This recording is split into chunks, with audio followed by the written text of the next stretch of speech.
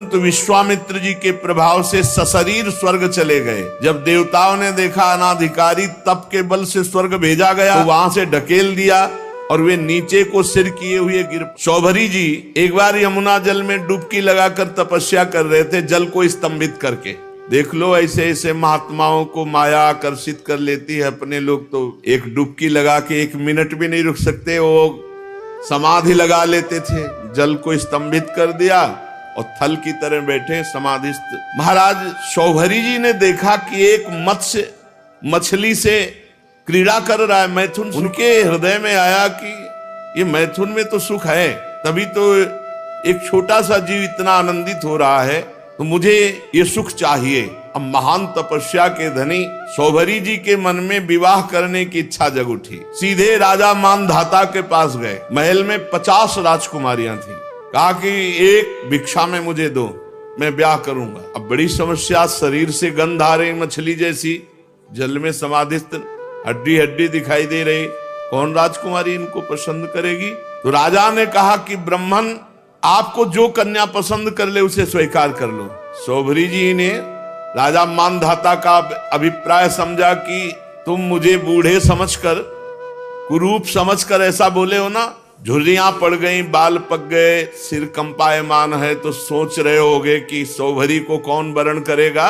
तो अब मैं ऐसा रूप धारण करूंगा कि तुम्हारी 50 की 50 झगड़ा करके हमसे ब्याह करेंगे। राजा से कहा तुम आदेश दो अपनी राजकुमारियों को कि शौभरी जी महल में पधार रहे हैं, जो पसंद करे वरण कर ले पति के रूप में। अब तो ऐसा सुंदर रूप संकल्प से बना, तपस्वी महापुरुषों के लिए क्या दुर्लभ।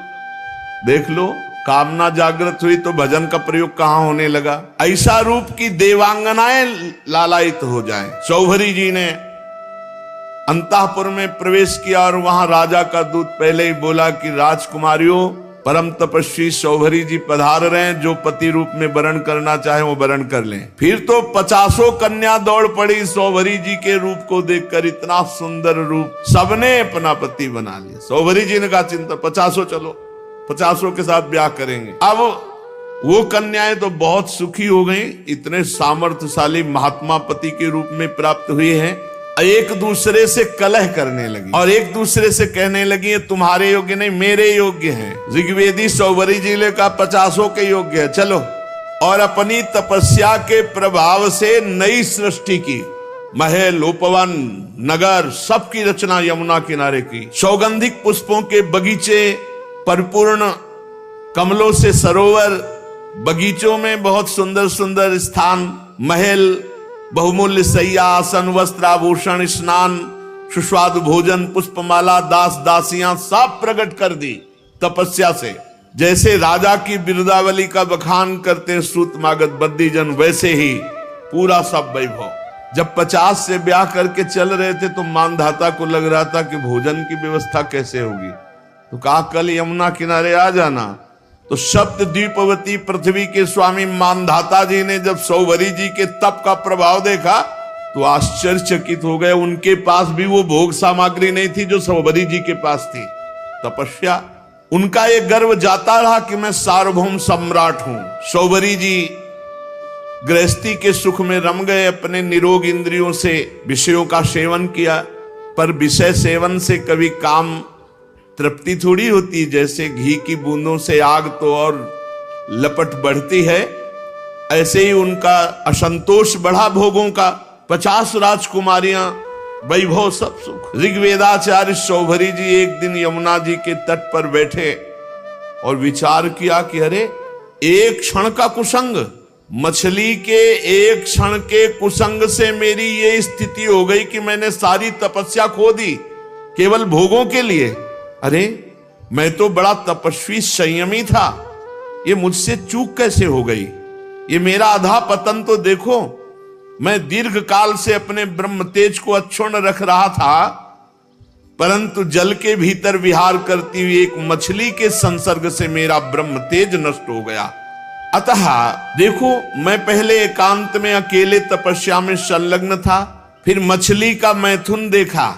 मोबाइल में गलत दृश्य देखने वाले कैसे संभल सकते हैं? जब मछली की क्रीड़ा देखकर एक महात्मा 50 ब्याह करता है, तो तुम मनुष्य की क्रीड़ा देखोगे सर्च करके, गंदी गंदी बातें देखोगे, इधर उधर की नाटक नौटंकी देखोगे, तुम भजन करोगे।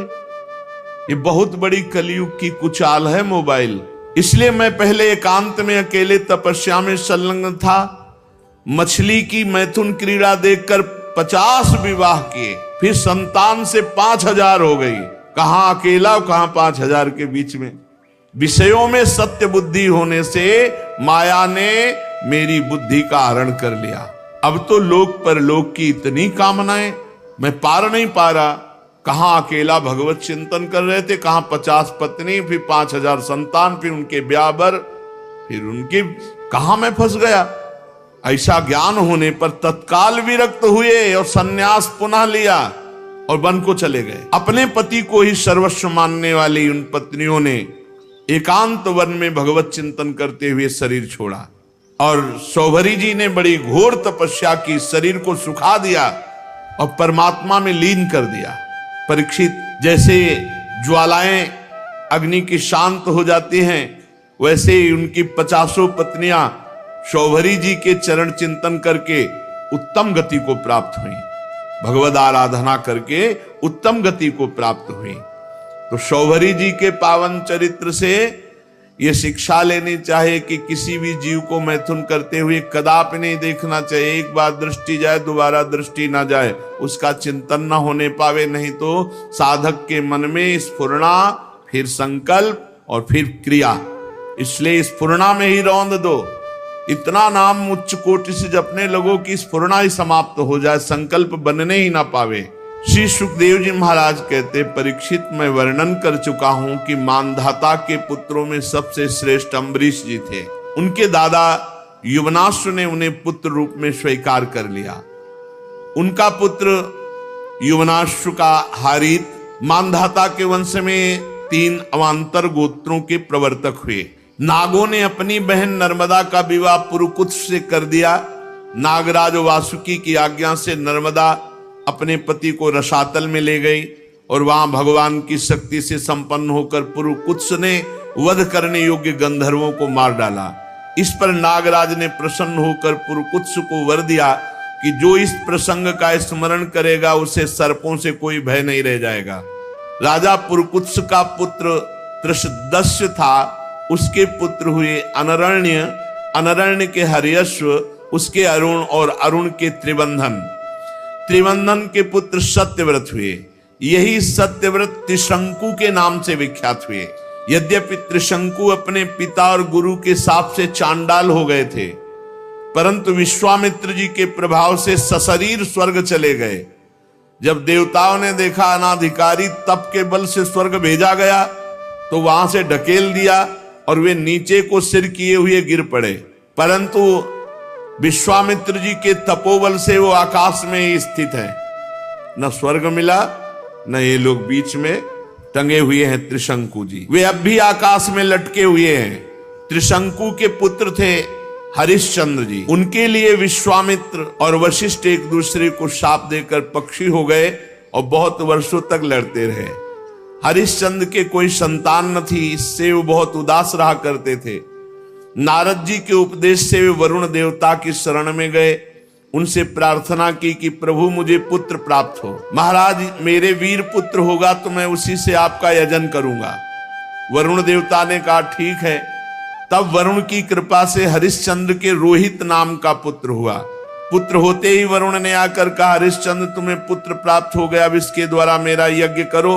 हरिश्चंद्र ने कहा, जब आपका ये रोहित 10 दिन से अधिक का हो जाएगा तब यज्ञ योग्य होगा। 10 दिन बीतने पर वरुण जी ने आकर के आप मेरा यज्ञ करो। हरिश्चंद्र जी ने कहा, जब आपका ये रोहित मुंह में दांत निकल आएंगे तब यज्ञ के योग्य होगा। दांत उगाने पर वरुण देवता ने कहा, तो दांत निकल आए, मेरा यज्ञ करो। हरिश्चंद्र ने कहा, जब इसके दूध के दांत गिर जाएंगे तब ये यज्ञ के योग होगा। जब दूध के दांत गिर गए तो वरुण देवता ने कहा, अब तो मेरा यज्ञ करो। हरिश्चंद्र ने कहा, जब दोबारा दांत आ जाएंगे तब ये यज्ञ के योग्य होगा। दांतों के उगाने पर वरुण ने कहा, मेरा यज्ञ करो। हरिश्चंद्र ने कहा, महाराज, क्षत्रिय राजकुमार तब यज्ञ के योग्य होता है जब वो कवच धारण करने लगे। राजा हरिश्चंद्र पुत्र के प्रेम से ऐसा टालते रहे। उनका हृदय पुत्र प्रेम में जकड़ा हुआ था। जो जो समय बताते वरुण देवता उसी की बाट देखते। जब रोहित कुंवर को इस बात का पता चला कि पिताजी तो मेरा बलिदान करना चाहते हैं, तो अपने प्राणों की रक्षा के लिए हाथ में धनुष लेकर वन में चले गए। कुछ दिन के बाद उन्हें मालूम हुआ कि वरुण देवता ने रुष्ट होकर मेरे पिताजी पर आक्रमण किया है, जिसके कारण वे महोदर रोग से पीड़ित हो रहे। तब रोहित अपने नगर की ओर चल पड़ा, परंतु इंद्र ने आकर उसे रोक दिया। कहा, बेटा रोहित, यज्ञ पशु बनकर मरने की अपेक्षा है पवित्र तीर्थ और क्षेत्रों का सेवन करते हुए पृथ्वी में विचरण करना। इंद्र की बात मानकर वो 1 वर्ष तक और वन में ही रहे।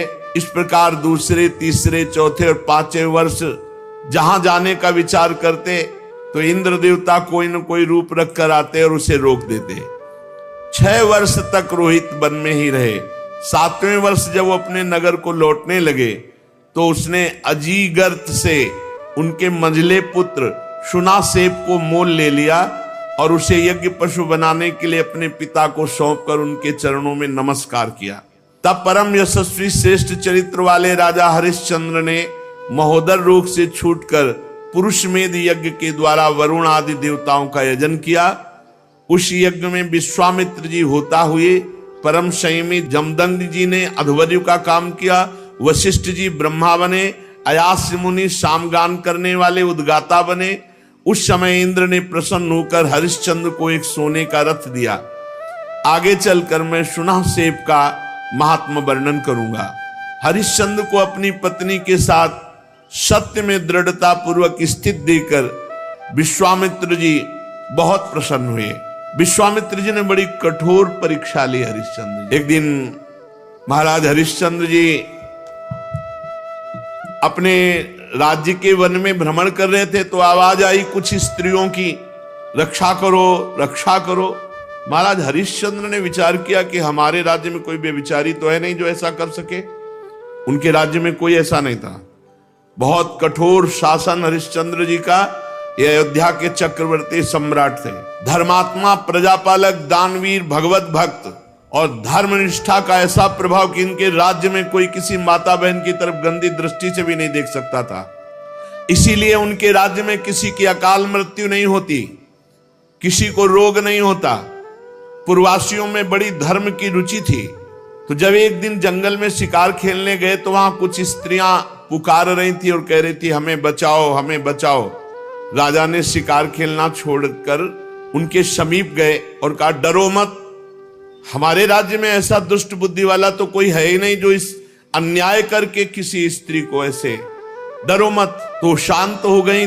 पास में देखा विश्वामित्र जी खड़े थे और वो स्त्रियां और कोई नहीं थी, विद्याएं थी जो अपने तपोबल से समस्त विद्याओं को अधीन विश्वामित्र जी कर रहे थे। मूर्तिमती विद्या स्त्री होकर क्रंदन कर रही थी और विश्वामित्र जी उन्हें अधीन कर रहे थे। जब उन्होंने कहा ऐसा कोई दुष्ट बुद्धि वाला हमारे राज्य में है ही नहीं, कौन है जो तुम्हें सता रहा है? तो विश्वामित्र जी ने कहा, सता तो हम रहे तो दुष्ट बुद्धि के हम हुए। और भारी क्रोध आ गया। जो ही क्रोध आया सो तप में क्रोध आना हानि का विषय, विद्याएं सब अंतर ध्यान हो गई। विश्वामित्र जी ने कहा, इतना तप करने के बाद मैंने अपने क्रोध को संभाला था और विद्याओं को अधीन किया, तुमने मुक्त करा दिया, तुम बड़े दयालु हो। गुस्सा में कहा। हरिश्चंद्र जी ने हाथ जोड़कर विनय पूर्वक कहा, मुनि, मैं राज्य धर्म का पालन कर रहा हूं।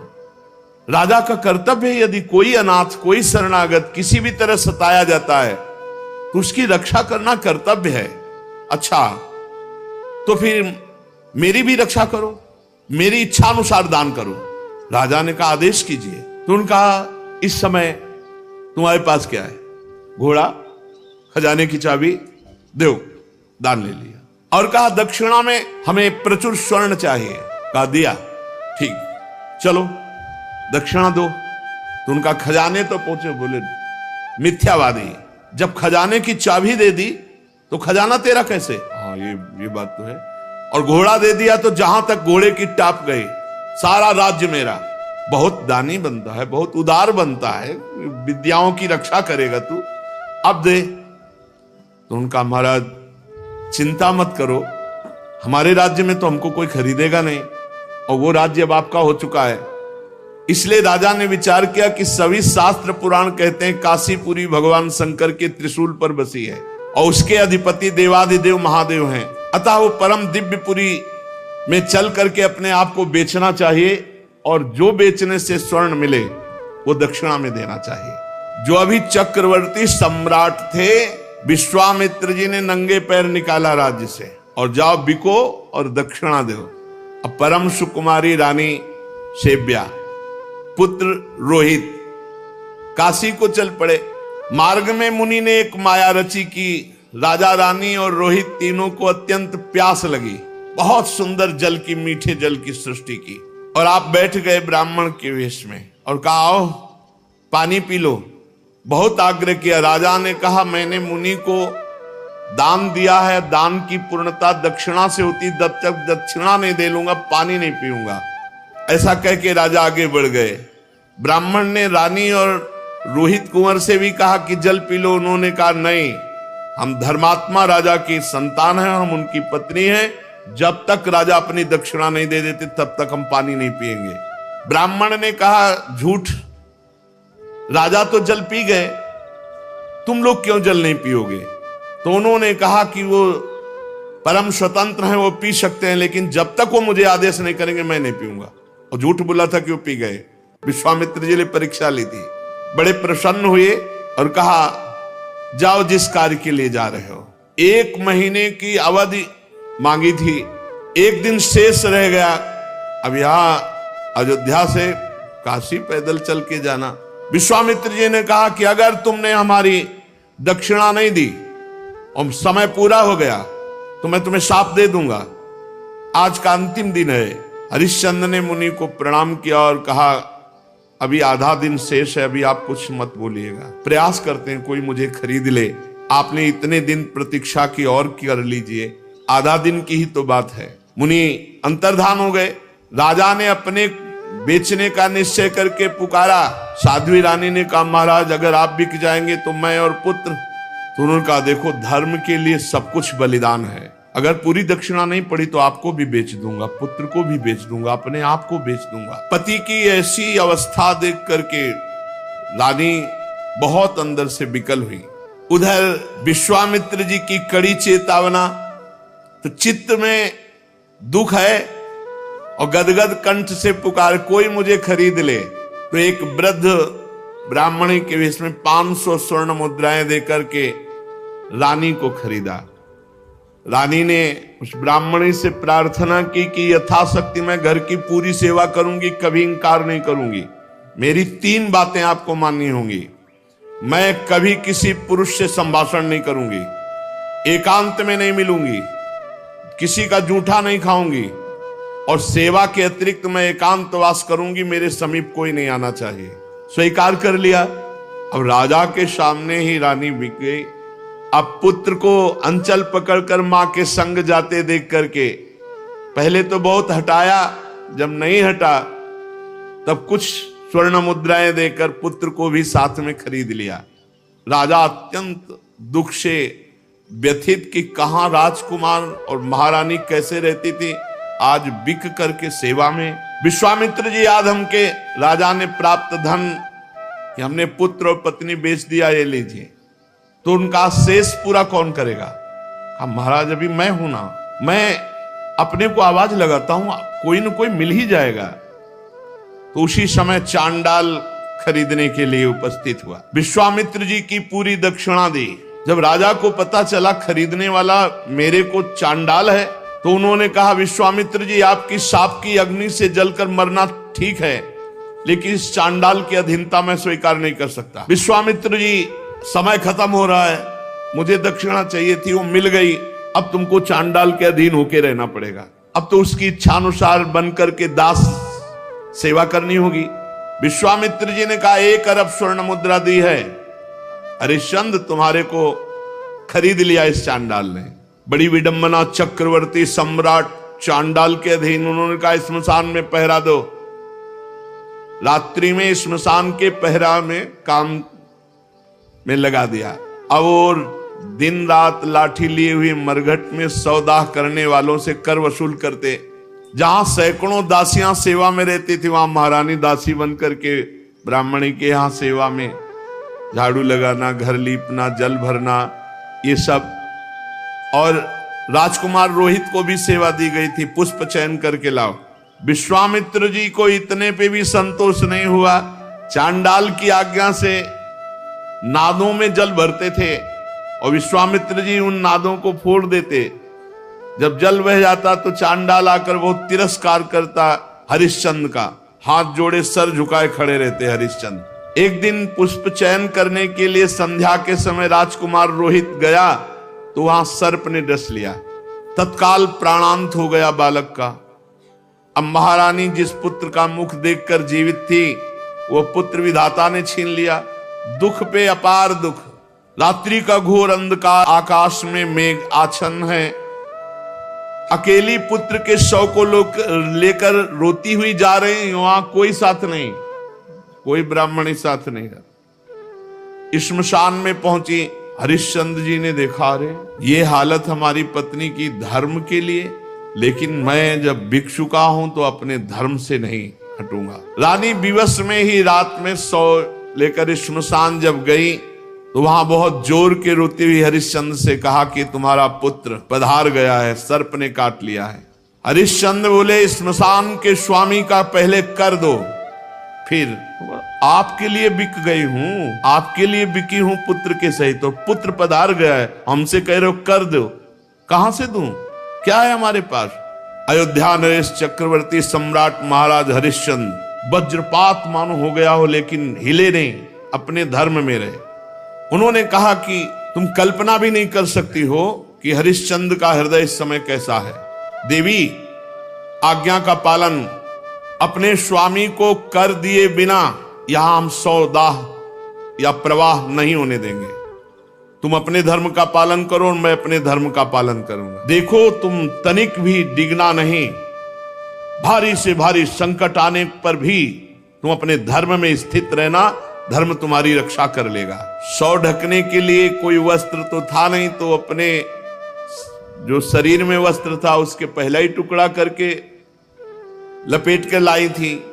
पतिव्रता ने दूसरा उसी कपड़े का जैसा हिस्सा फाड़ा और कहा कि ये कर के रूप में ले लो। जे ही उन्होंने लिया तो विश्वामित्र जी प्रकट हुए और कहा, आपने वो करके दिखाया, कोई मैं एक महात्मा के वचनों का पालन करने के लिए या धर्म के पालन के लिए इस तरह अपने जीवन को, राज्य को, परिवार को, उसी समय जो चांडाल ने खरीदा था वो प्रकट हुए और कहा, जानते हो मैं मूर्तिमान धर्म हूं, तुम्हें दास कौन बना सकता है। जो धर्मात्मा पुरुष है उसको किसी की त्रिभुवन में ताकत नहीं कि उसे दास बना सके। साक्षात धर्म, साक्षात धर्म ने ही चांडाल रूप होकर के खरीदा था। साक्षात अंबा अन्नपूर्णा ने ही, जो ब्राह्मणी के वेश में थी, वो कुंवर को और रानी को खरीदा था। देवराज इंद्र ने अमृत की वर्षा की, रोहित कुंवर जीवित हो गए।